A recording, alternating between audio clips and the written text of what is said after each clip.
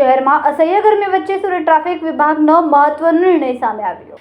સુરત શહેરમાં અસહ્ય ગરમી વચ્ચે સુરત ટ્રાફિક વિભાગે મહત્વનો નિર્ણય લીધો છે। બપોરના સમય દરમિયાન શહેરીજનો માટે ખાસ નિર્ણય લેવાયો છે। હીટવેવ અને લૂથી બચી શકાય એ માટે શહેરના 213 સિગ્નલ બપોરે બંધ રાખવાનો નિર્ણય લેવામાં આવ્યો છે। બપોરે 1 વાગ્યાથી 3:30 વાગ્યા સુધી સિગ્નલ એક અઠવાડિયા માટે બંધ રહેશે। વાહન ચાલકોને ગરમીથી રાહત મળી રહે તે માટે નિર્ણય લેવામાં આવ્યો છે।